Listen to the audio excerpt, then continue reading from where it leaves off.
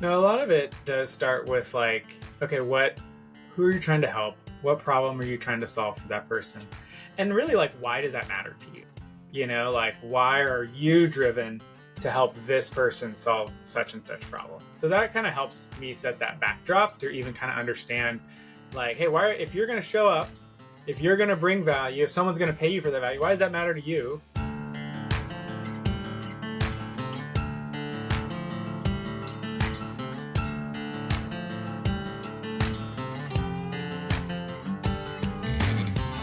Constructing your life is about much more than just building a bank account. Each week, join real estate entrepreneur and mindset coach Austin Linney as he interviews guests who are constructing their dream lives and impacting the world around them on a daily basis. If you're an entrepreneur or wanting to start a business, or you just want to hear motivating stories of how others have overcome the odds, you are in the right place. And now for your host, Austin Linney. Guys, welcome back to Construct Your Life. I got my man David in the house. How are you doing, sir? Doing well. So, tell me a little bit about yourself. You don't have to go back to when you were 2 years old, but just tell me, who you are, what you do, and then we'll kind of go from there. Yeah. Okay. So not the once upon a time beginning. If you want to, yeah. But I'll make you cry though. So I don't think you Okay. want to do that. All Yeah. right, then maybe we'll fast forward a little bit. No, I've been doing a lot of different things though over the last couple decades, and kind of what bridges all of that together is just this idea of finding good people who are doing good work and helping them win. And so that's kind of the big idea. Did that in the nonprofit space with large organizations for a while, did that in the nonprofit space with small organizations, and then pivoted later to helping small business owners, startups, solopreneurs really figure out, hey, how do we help you win? And that looks like a lot of different things. But that's kind of my favorite thing, is finding good people who do good stuff and helping them win. What are you currently obsessed with when it comes to business or the work that you're doing? Yeah, currently obsessed with. I mean, one of the things I love doing is just helping people articulate what they're really great at. There's a lot of people who are really good at a thing, but really being really good at something and then figuring out how to like talk about that in a clear and compelling way so that they can bring that value to others. That can be a challenge. So I love helping people kind of unlock whatever that superpower is that they have. It's like, all right, how do we structure something, a business, so that you can take advantage of that superpower and help others, but also how do we talk about it so that it makes sense to others? One of the things I was talking about in a previous podcast was the new thing that's kind of coming up a lot with clients that are helping out is that they just don't know what to do anymore because AI, should I be on Instagram? Should I be on TikTok? Like there's just so many Oh yeah, voices, right? totally. And one of the things that the previous guest mentioned, I said, what's the problem? And he says that people have lost confidence in their own voice. Yeah, no, that makes sense. Yeah, I mean, there's one, like you said, there's the overload of different places, different strategies, and you see other people winning with a certain strategy, but does that make it the right one for you? And it may be the right one for you in the future, but is it the right one even for you right now or ever? Like those are both relevant questions of like, okay, maybe that makes sense because of what I do and who I want to help. Maybe eventually that's the right strategy. But if they're on year 8 and I'm on month 3, it's like we're going to have different strategies, and that's going to make sense. And I see this with like I have 3 teenagers right now, and then a little kiddo as well. But I see that as they've walked through that, that kids always want to be farther along than they are. They can't wait till their next birthday, till they get older. And at some point, we kind of like, we don't want the next birthday to get older, but I think that same, like, I want to be further along than I am, that progresses with us into adulthood and certainly into entrepreneurship. And it's like, I see someone here, and so I'm like, oh, I want to be like that. So let me behave like that. But the reality is, when you're at a different stage, you got to behave differently as you mature and as your business matures, you both and your offer mature.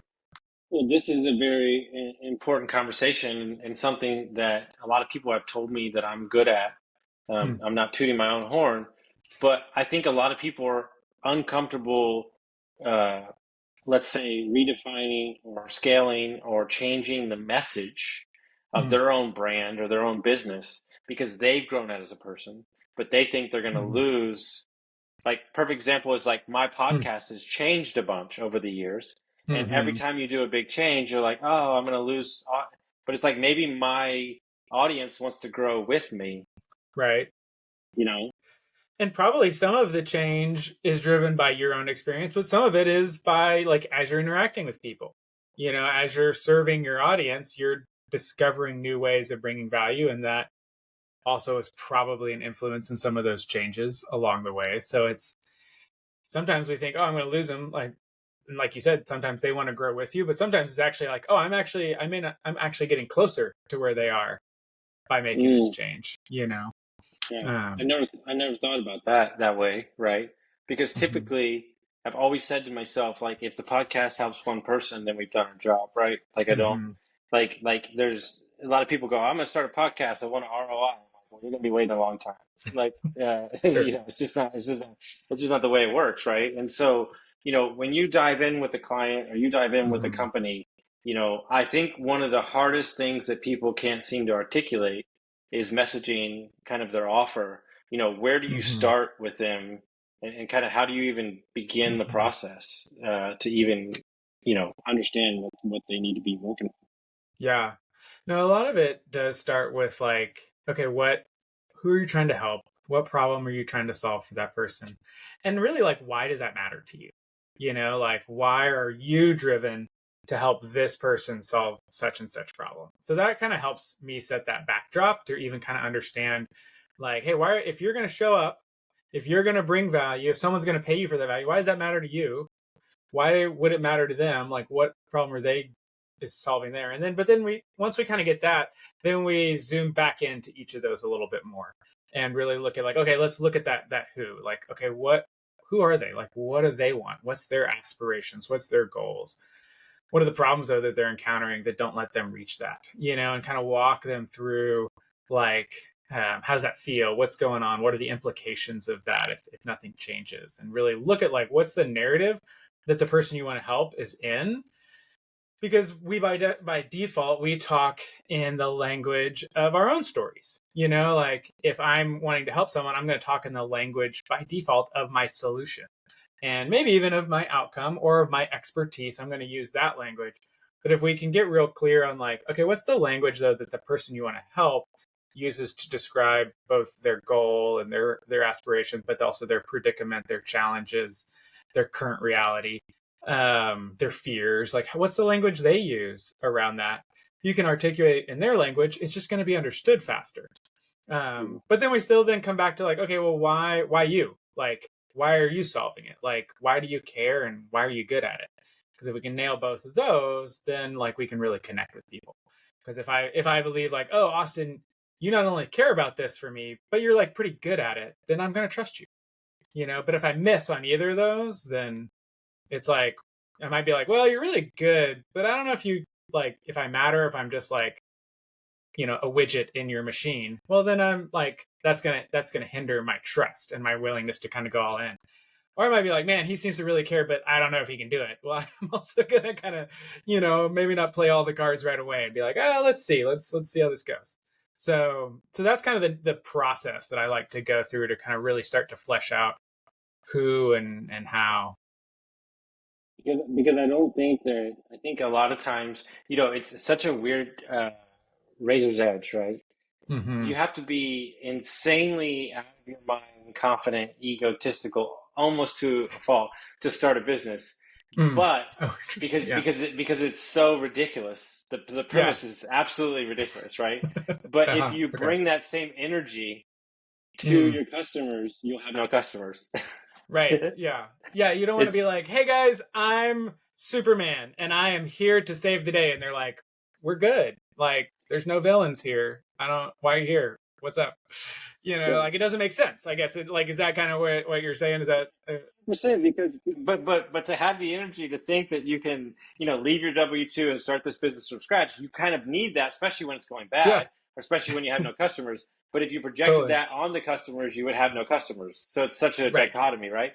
Here's a Mm-hmm. perfect example. I have done startups and I have started businesses from scratch. I have bought businesses that have been around for 25 years. the Hmm. energy needed as a CEO and founder of both businesses are two different people. Hmm. Like Oh, the yeah. Okay. founder is like go go go, charge charge charge in the face of everything, and then what the older Hmm. business needs is like a calm presence, Yeah. leadership, and so there's so many different layers to owning a business, right? That's one Hmm. aspect, all right. And so, how is a business owner supposed to even understand, right? What a customer's thinking or feeling, right? And one of the things I said on Hmm. the previous podcast is what I tell every owner that I meet is when's the last time that you experienced your business? Hmm. Like, From when the did other side. you from the other Yeah. side, or you had a friend call or something? Like, if you don't do research Yeah. and you don't ask questions, right? And you just assume, right? Hmm. Um, one of the different but the same. Luke Combs is a country singer, and he's putting out a new record, and he has like Okay. 25 songs.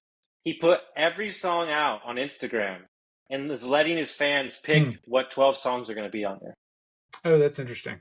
Okay. right? Yeah. And so I just find it fascinating that he's saying, Hmm. no, I got these, you just pick it, right? And I think one of the things that I don't think we do enough is I don't think that we talk to our customers enough to Hmm. understand, the feeling. Do they trust the business? What's the reputation? Like all these things. Totally. Hmm. Yeah, no, I agree. I feel like it can we and it depends probably on your personality somewhat too. If you're more on the extroverted, gregarious side, you might be just like can't help but end up talking to all your customers and maybe even to a fault down the line as your business grows. It's like, no, you need to get out of these conversations and help run the business. But on the other side, a lot of times people who start businesses are more on the builder. It's like, all right, I got customers out there, but I want to head down, build. Mm-hmm. And I think that group definitely can like fall into that trap that you're describing Oh of yeah. they're not getting reps to really iterate and validate like, okay, well, and they probably had some kind of connection with that ideal client. Maybe it was their own experience, maybe it was a friend, and they're like, oh, that's a problem I want to help solve. But then as they craft that solution, are they going out there and finding that ideal client again and repping that, like talking about that solution or even delivering that solution to see like, hey, does this work? Is it what people want? I mean, I never really thought of it this way, but as we are talking through it, it makes me think about like medicine. Like they do a ton of trials before they just start distributing it. But if they were like, oh, that's a terrible disease, and they were just in the lab and they're like, all right, we think it works. Let's go like stick it in CVS and give it to a bunch of people. Like that would be horrendous. Like that's how like zombie movies start or something. I don't know. But like that's a bad plan if you're making, pharmaceutical drugs. It's also a bad plan if you're trying to start a business. So, Yeah. um, And I think what's interesting, right, is I kind of grew up on Shark Tank, right? Like it's like hmm, what taught me like a lot yeah. about business and stuff, right? And the things that you think that matter, like Hmm. don't really matter. And I Hmm. think I think that especially with clients, and I'd be curious to hear your point of view. I feel like 90% of the time with clients or you're consulting with them or advising them, I feel like it's more about letting go of the stuff that they're hanging on to more than it is about adding stuff. Hmm. Yeah, that is true. And I mean, I think about a lot of folks, and you kind of alluded to this earlier, of feeling overwhelmed, like, oh, I should be doing this or I should be doing that. And part of the challenge, like we said before, there's so many available strategies where before there just were less. you know if we rewind 20 years ago, pre really embracing of the internet, like there's just less options, and so there's less levers to pull, where now there's a whole bunch of levers. But they're also like, what they're getting sold is people who is like, hey, I have a new lever, this lever will really help your business. And so they don't know how to discern, like, well, okay, for where my business is right now and where I want it to go next and where I want it to go long term, like what levers make sense at this time. um you just don't, if you have the wrong tools, you may need that tool eventually. But I mean, I think about like there are a lot of years where when I was doing more like on the website side of things, it's like, hey, I'll help you rebuild a website, do that kind of stuff. And everybody's like, oh, do you do SEO? And, this is like a plumber, which I love plumbers. They're great people, but, they typically don't know what do SEO. Like they've just heard, I need someone who can do SEO. And I'm like, hey, what? Like, what do you think that means? Like, and not to like give them a hard time, but just like at some point, someone planted a seed that it's like, I need someone to do SEO. And then I talked to them and I'm like, oh, you're paying someone a lot of money. And what you're describing sounds like whatever they're doing SEO might be they're like emailing you a PDF once a month that doesn't change much, and it's like, but they've been sold like, hey, this is the silver bullet. If you get this one thing right, then you're good. And and not to say there's people who've done SEO really well for small businesses, but that's one of those ones that I saw a lot of times that people kind of latched onto, like, oh, this is a thing I need. And then you're like, hey, actually, for what you do, like I think about, and a plumber, SEO does play a bigger role, but a friend who he was doing like starting a home inspection business. And it's like, bro, you don't really need SEO. Like you need a lot of friends who are realtors. Like Yes. go make like 10 friends, really good realtor friends here in the area, and you'll probably be good. Like that could be it. You probably need like a website just to look legit, but you don't need SEO because people don't search for you, they ask for you. And so that's the lever that you more need to pull versus a plumber when people maybe more search for. But like you see that so much where people kind of get locked in, like, oh, I need this thing, and then helping them kind of really figure out like, hey, where are you and what do you actually need? So Dude, we work with a client, we worked with them for a while, and they're so niche and it's so commercial. There's no amount of social media. There's no amount of Google Ads. There's no amount of SEO that's going to matter. It's and they spend a lot of time trying to make these things work. Right? Yeah. And it's just and the freedom to tell them these are not going to work and to just put it down. Yeah. Wait for it. We've broke every record in the company in sales for the last 4 months. Without doing any of those things. You know what we did? We went in the community. We did hand to hand. We went after. We expanded the area a little bit. Like none of those things. It was just, it's a waste. The marketing company got fired. They weren't tracking the data. Like just all this extra stuff. Like it's just like you don't need it. And I think that's where like what y'all are doing for them. That's why what's so valuable is you come in with that exterior point of view. And that's what I love doing, is kind of helping, because sometimes it is just like holding up a mirror, and being kind about it. But it's like, hey, what's up with all this stuff here in the mirror? Like I've kind of noticed this, and they're like, oh my gosh, like why is that there? But it's hard to, it on the outside looking in, you're like, dude, how do they not see like the big mustard stain, or whatever. But it's hard, like unless I'm on here on a camera, I would, if there was a giant mustard stain, I don't like just stare down at myself all the time. That's weird. But the same thing for our business, like it's hard sometimes to see that, for someone else to come in and go, hey, I see this is what you do and this is who you help. It seems like this is the way they find you. So why are we doing all this other stuff? And maybe, I don't know if this is the case for the client you were mentioning, but I've seen that for clients when it's like, oh, you only need to make like 10 sales a year, versus like other businesses where it's like they need to make 10 every hour, and it's like, okay, those are just going to have really different approaches, for how they make those sales. Like I remember with a guy, he was doing home remodels, but he wanted to do these higher end ones, and we just kind of worked the math backwards. And I was like, so if you like walked in like the right, like a qualified lead home twice a week, you'd have to hire a whole new team. He's like, yeah, I guess so. It's like, okay, then like forget all this other stuff. Like 2, like that's what we're going for. Like if you can, which is the right 2, but like if you just need 2 people that actually want the thing you want to do and can pay for it, if you walked into 2 of those homes every week, you would outrun your capacity. He's like, oh, well, that's different. That's not so hard. I could do that. There's a lot of ways I could do that. And suddenly it just unlocked. But it was just kind of walking it back from a different way. And I'm sure that's kind of similar thing as you're looking at these other businesses as well. But it just kind of helps having someone else come in and walk it through with them. and not know the answers to like the dumb questions, in some Hmm. ways. Well, it's interesting, right? I think in my early years, I thought revenue was the driver, which it Mm-hmm. doesn't hurt. But also, I Sure. find myself the first month when I work with a business, like stripping away like all the costs that don't matter Mm-hmm. and giving them more flexibility and freedom of change, Right. right? And so, you know, one of the things that's very interesting is we don't have enough data, and I've Mm. seen it because I've seen it more and more. They're not, you're not asking or you're not getting or receiving the proper data to make the proper decisions needed to Mm-hmm. change your business, right?